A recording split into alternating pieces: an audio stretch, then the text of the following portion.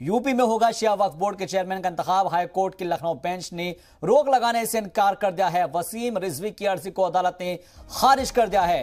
रिजवी ने अराकीन के इंतखाब को लेकर एक अर्जी दायर की थी, जिसको फिलहाल कोर्ट ने खारिज कर दिया है। इस वक्त की ये बड़ी खबर मिल रही है, यूपी में होगा शिया वक्फ बोर्ड के चेयरमैन का इंतखाब। जी मीडिया नुमाइंदे अहमद हुसैन हमारे साथ इस खबर पर फोन लाइन पर ज्यादा जानकारी के साथ जुड़ चुके हैं। अहमद, क्या जानकारी आपके पास?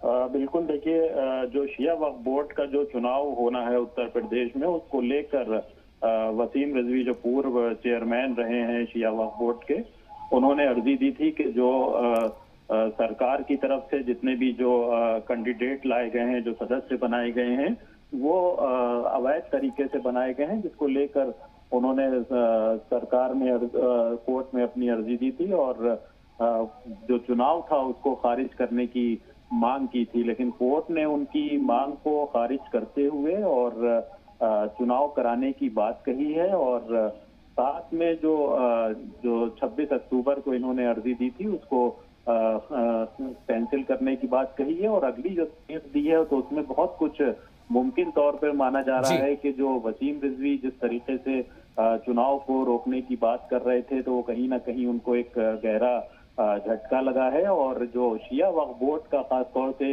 एक काफी लंबे वक्त से वसीम रिजवी का वहाँ पे वर्चस्व कायम है और हम लोग देख रहे थे कि चाहे वो बहुजन समाजवादी पार्टी की सरकार हो, वहाँ उस टाइम भी वसीम रिजवी वक्फ बोर्ड के चेयरमैन बने थे। समाजवादी पार्टी की सरकार आई, उसमें भी वसीम रिजवी वक्फ बोर्ड के चेयरमैन बने थे। लेकिन इस बार जो योगी आदित्यनाथ की सरकार है, इसमें काफी इनको मुश्किलों का सामना करना पड़ सकता है और बताया जा रहा है कि इस बार इनको जो वक्फ बोर्ड का चेयरमैन है उसमें काफी मुश्किलात आएंगी और बहुत मुमकिन हद तक कोई दूसरा वक्फ बोर्ड में चेयरमैन बन सकता। और बताया जा रहा है कई लोग अब जो इस रेस में हैं वो आगे हो गए हैं। वो खुद ही एक बीजेपी नेता भी हैं, सैयद फैजी, उनका भी नाम आगे चल रहा है और भी तमाम लोग हैं उनका नाम चल रहा है। तो कहीं ना कहीं ये कोर्ट की तरफ से जो वसीम रिजवी को झटका लगा है, तो ये इनके लिए एक खराब खबर है और आने वाले वक्त में ये तय होगा कि अब शिया वक्फ बोर्ड का चेयरमैन कौन बनता है। ठीक है, बहुत बहुत शुक्रिया हमसे बातचीत के लिए। मजीद अपडेट के लिए अहमद हुसैन आपका।